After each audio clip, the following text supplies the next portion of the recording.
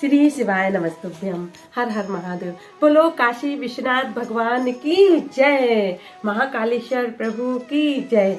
आइए आज हम आपको त्रयोदशी व्रत कथा प्रदोष व्रत के बारे में जानकारी देते हैं। प्रदोष व्रत हर महीने 2 बार आता है।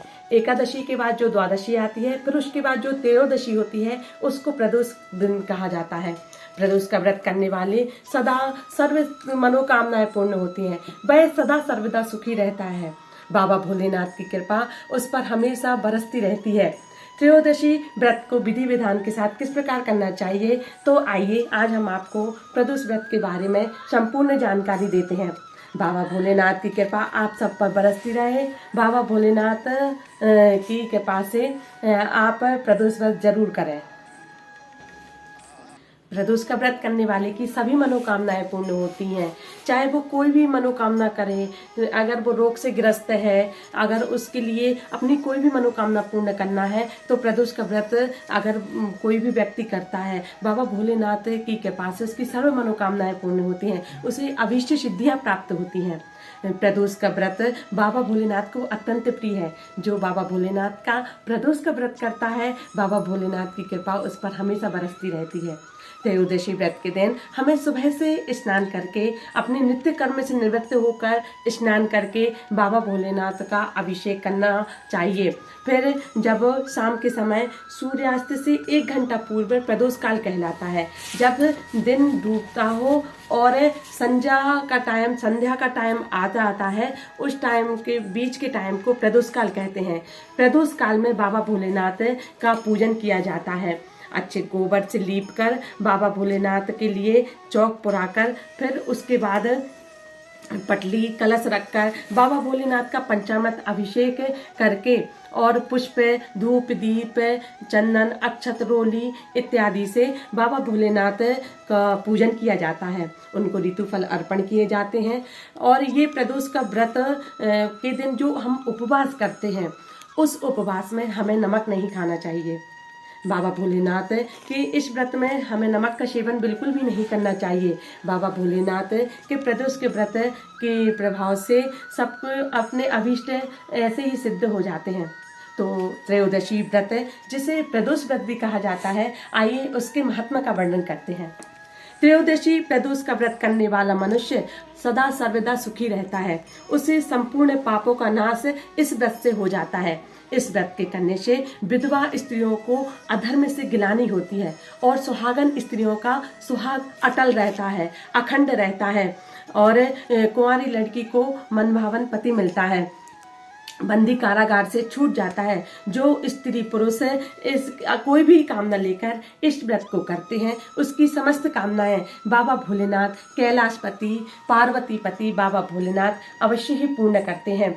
जो जिस कामना को लेकर बाबा भोलेनाथ के इस त्रयोदशी व्रत का करता है, उसे 100 गौदान का फल प्राप्त होता है। इस व्रत को जो विधि विधान तन मन से धन से करता है, उसके सभी दुख वैसे ही पूर्ण हो जाते हैं।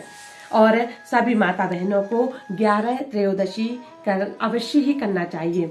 अगर वो पूरे साल भर की 26 त्रयोदशी कर सकती हैं, तो पूरे साल भर की 26 त्रयोदशी को ये प्रदोष व्रत अवश्य ही करना चाहिए। लेकिन अपनी शक्ति के अनुसार भी हम प्रदोष व्रत कर सकते हैं।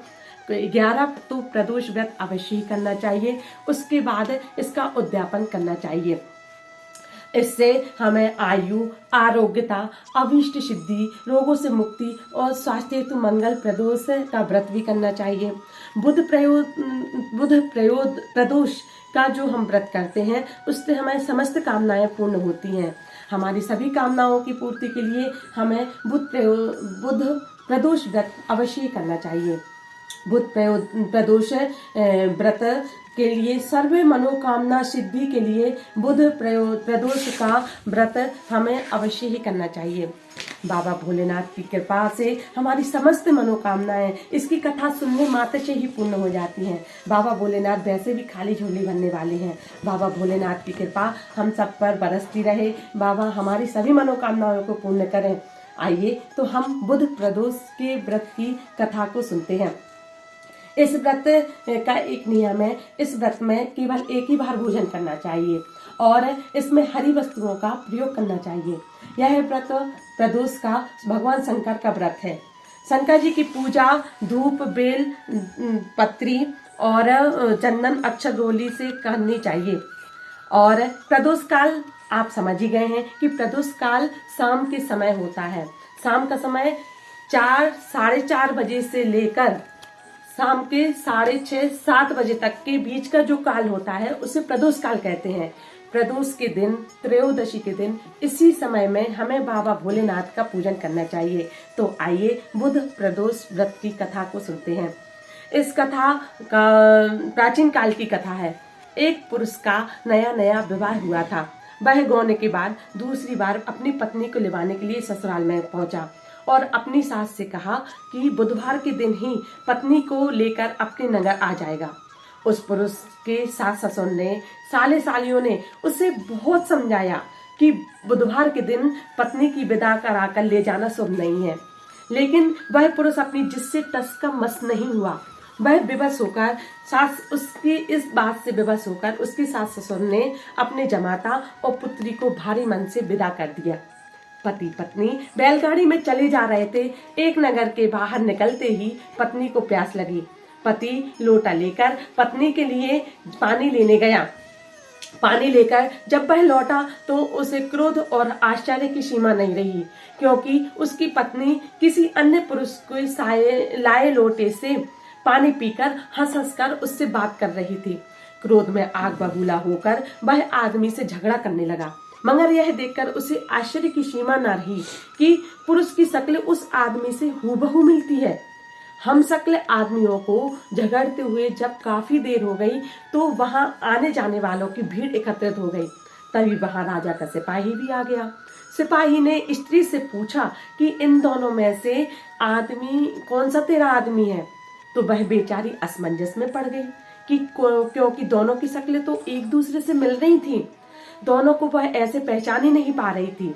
बीच राय में अपनी पत्नी को इस तरह लुटा देखकर उस पुरुष की आंख भर आई। वह शंकर भगवान से प्रार्थना करने लगा, हे भगवान, आप मेरी और मेरी पत्नी की रक्षा करो। मुझसे बड़ी भूल हो गई है। मैं बुधवार को पत्नी को विदा करा कर लाया हूँ। भविष्य में ऐसा अपराध कदापि नहीं करूंगा। उसकी ऐसी प्रार्थना को जैसे ही पूरी हुई, दूसरा पुरुष अंतर ध्यान हो गया और वह पुरुष सकुशल अपनी पत्नी को साथ लेकर अपने घर पहुंच गया।